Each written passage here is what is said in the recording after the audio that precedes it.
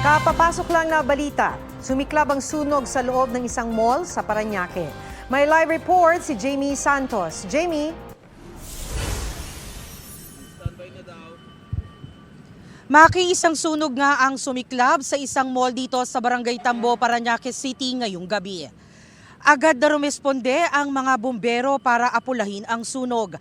9:43 ng gabi nang iniakyat ng Bureau of Fire Protection sa second alarm ang sunog. Makaraan ang halos isang oras, idineklara ng under control ang sunog sa mall. Tinutukoy pa ng mga bumbero ang sanhi ng sunog at halaga ng pinsalang dulot nito. Isang fire volunteer naman ang napaulat na nagtamo ng minor injuries sa kaliwang kamay habang nag-aapula ng sunog. Maki, 10:34 ng gabi nang ideklara ng BFP na fire out na ang sunog. Kasalukuyan na lamang nagsasagawa ng mapping up operation ang mga kawani ng BFP. At yan ang latest mula rito sa Parañaque. Balik sa inyo. Maraming salamat, Jamie Santos.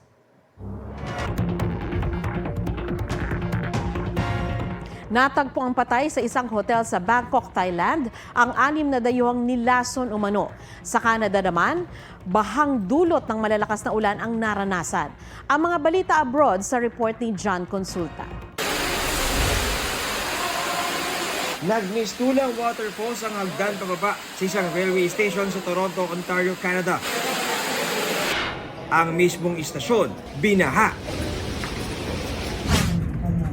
Nalubog din sa tubig ang ilang kalsada. Pati ang tunnel, di nakaligtas.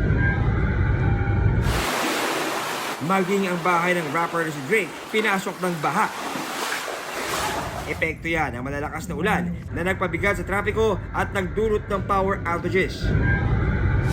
6 na dayuhan sa isang hotel sa Bangkok, Thailand ang natagpo ang patay dahil umano sa cyanide poisoning. Hinihinalang kabilang sa mga nasawi ang mismong suspect. Base sa autopsy, may traces ng cyanide at pangingitim ng labi ang mga biktima. Sa panayam sa ilang kaanak, may alitan sa utang na may kaugnayan sa investment ang mga biktima.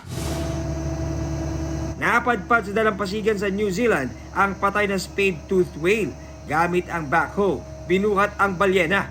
Rare ang species ng balyenang ito at wala pa raw nakakakita ng buhay na spade-toothed whale. Ayon sa mga eksperto, 6 pa lang nito ang natodocument sa buong mundo mula pa noong 1800s.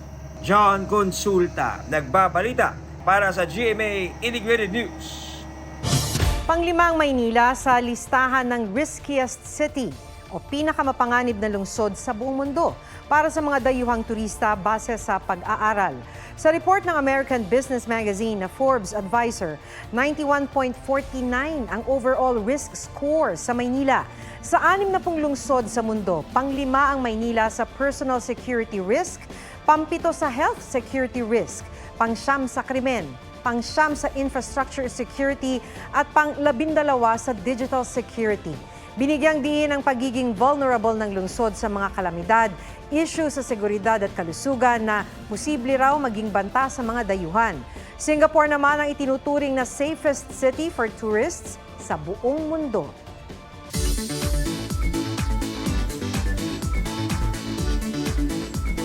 Tiyak daw na mapapawi ang pagod sa nakaka-relax na waterfall sa Catanduanes. At sa halagang 15 pesos, pwede ka nang maglublob sa malinis at malamig na tubig sa Bahaw Falls. G tayo dyan, kasama si Mark Salazar. Kung ganda ng waterfalls ang pag-uusapan, di pa huhuli ang Bahaw Falls sa Gigmoto, Catanduanes. Mapapawi ang pagod sa paglangoy sa malinis na tubig. Magigising din ang diwa sa lamig ng tubig galing sa bundok.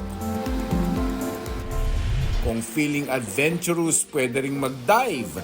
Enjoy sa preskong paligid sa dami ng puno. Kung hindi naman feel mag-swim, pwede rin mag-picnic o tumambay sa cottages na marerentahan sa halagang 200 to 350 pesos. Lahat ng yan may enjoy sa 15 pesos na entrance fee. Hindi rin nakakapagod puntahan dahil inayos ng lokal na pamahalaan ang kalsada patungo sa Bahaw Falls.